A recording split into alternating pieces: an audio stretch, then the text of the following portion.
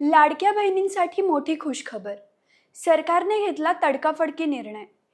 E-KYC न झाल्यामुळे ज्याचं टेन्शन वाढलं होतं त्या लाखो महिलांना आता मोठा दिलासा मिळाला आहे. नेमका काय निर्णय झाला? कोणाला मिळणार संधी? आणि हप्ता वाढणार का? चला जाणून घ्या संपूर्ण माहिती. नमस्कार, आपण पाहत आहात सत्ता मंच. मी आहे तन्वी.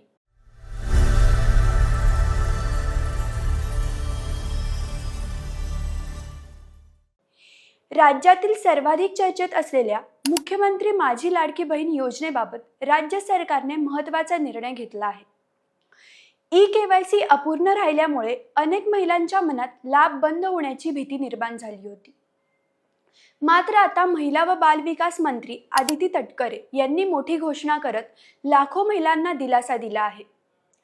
मंत्री आदिती तटकरे यांनी माध्यमांशी बोलताना सांगितले की लाडकी बहीण योजनेसाठी ई-केवायसी पूर्ण करण्यासाठी सरकारने तब्बल 6 महिन्यांची अतिरिक्त मुदत दिली आहे.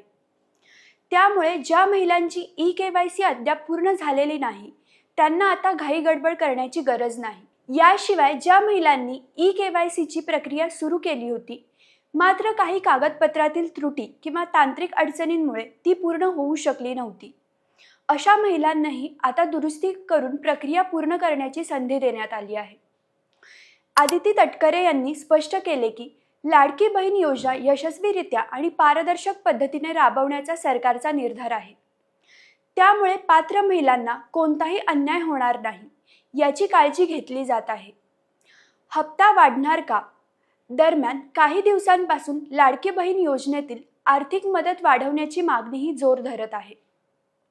यावर प्रतिक्रिया देताना आदिती तटकरे म्हणाल्या की योजनेचा हप्ता वाढवायचा की नाही याबाबत अंतिम निर्णय मुख्यमंत्री घेतील. त्यामुळे हप्ता वाढवण्याची शक्यता नाकारता येत नसली तरी सध्या याबाबत कोणतीही अधिकृत घोषणा झालेली नाही. दिल्लीतील विद्यार्थ्यांच्या आंदोलनाबाबत विचारले असता आदिती तटकरे म्हणाल्या की लोकशाहीमध्ये नागरिकांना आपल्या मागण्या मांडण्याचा पूर्ण अधिकार आहे. विद्यार्थ्यांच्या विविध मागण्यांवर केंद्र सरकार सकारात्मक भूमिका घेईल आणि शिक्षण व्यवस्था अधिक सक्षम करण्यासाठी आवश्यक पावले उचलेल, असा विश्वास त्यांनी व्यक्त केला. एकंदरीत पाहता ई-केवायसीसाठी 6 महिन्यांची मुदतवाढ हा लाडकी बहीण योजनेतील लाखो लाभार्थी महिलांसाठी मोठा दिलासा मानला जात आहे. आता पात्र महिलांनी या मुदतीचा लाभ घेत आवश्यक प्रक्रिया पूर्ण करणे महत्त्वाचे ठरणार आहे. या निर्णयाबद्दल तुमचं काय मत आहे? सरकारने घेतलेला हा निर्णय योग्य आहे का? आम्हाला कमेंटमध्ये नक्की सांगा. अशाच नाविन्यपूर्ण माहितीसाठी सत्ता मंच या यूट्यूब चॅनलला सबस्क्राईब करा आणि इन्स्टा पेजला फॉलो करायला विसरू नका.